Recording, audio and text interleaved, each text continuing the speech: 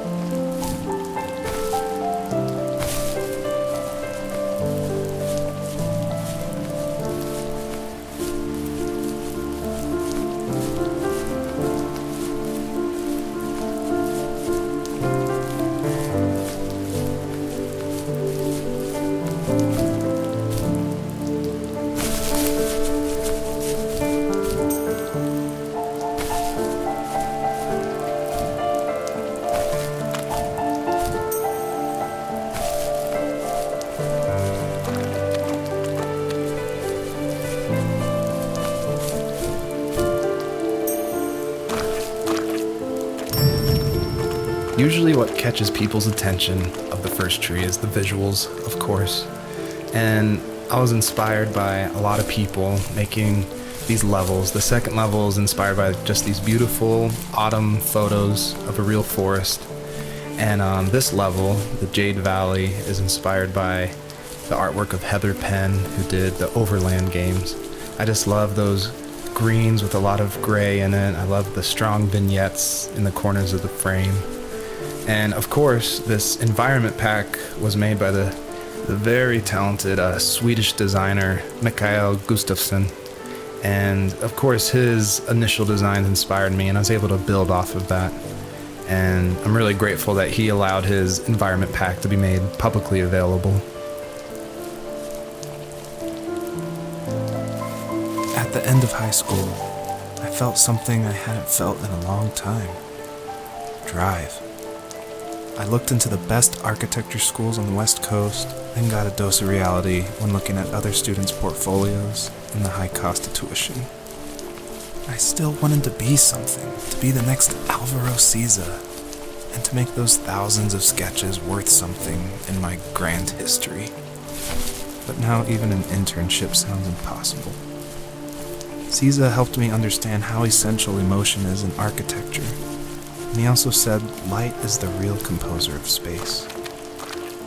I like to think these glints of light, like not finding a job or even a strange dream about a fox, are something I should be thankful for, even if the illuminated space is something I'm less than comfortable with.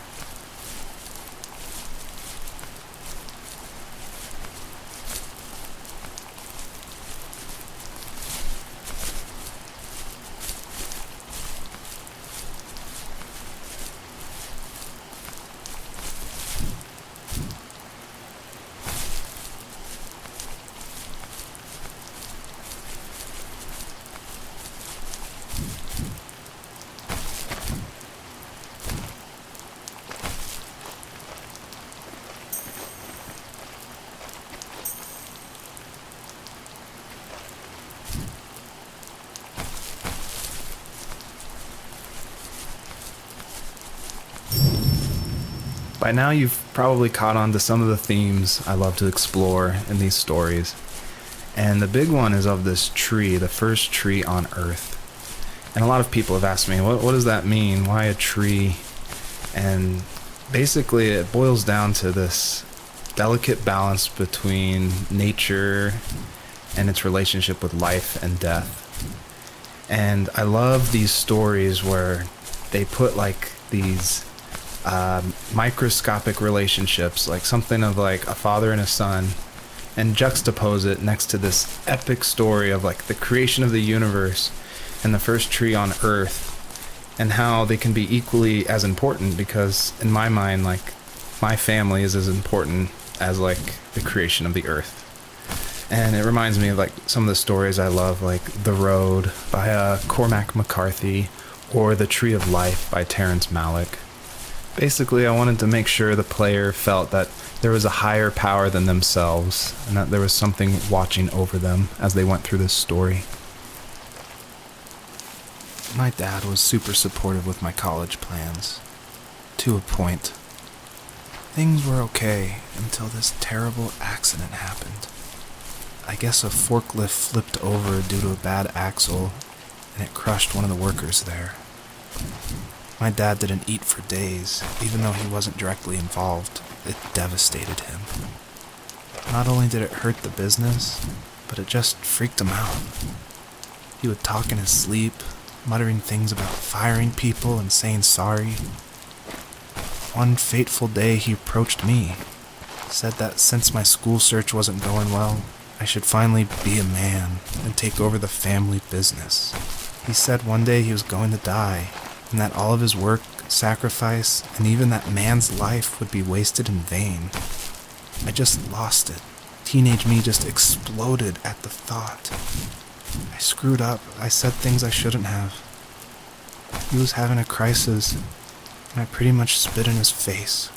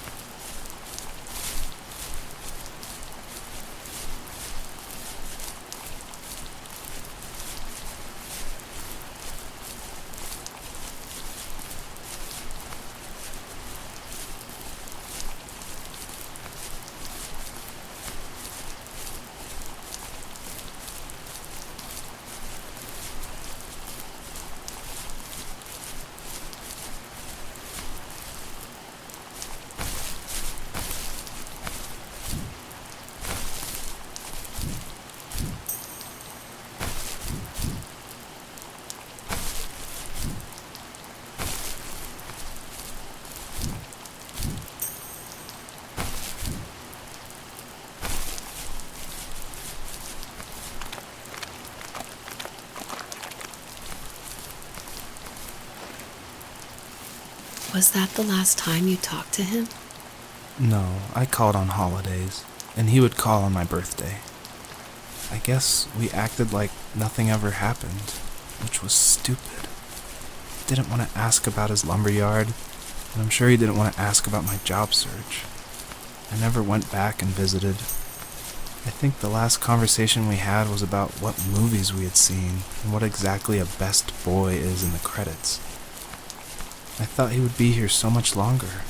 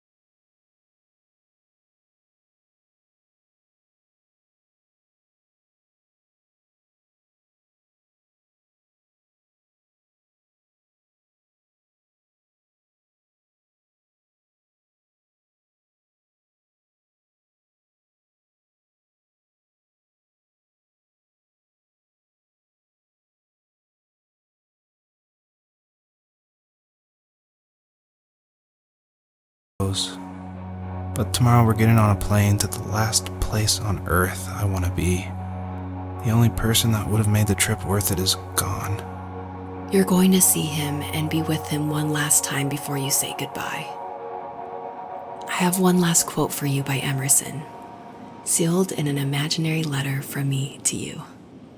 It is the secret of the world that all things subsist and do not die, but only retire a little from sight and afterward return again. Go to sleep, my love. We have a big day tomorrow, but I'll be there with you every step of the way. Thank you. Thanks for listening. Good night, Rachel. Good night, Joseph.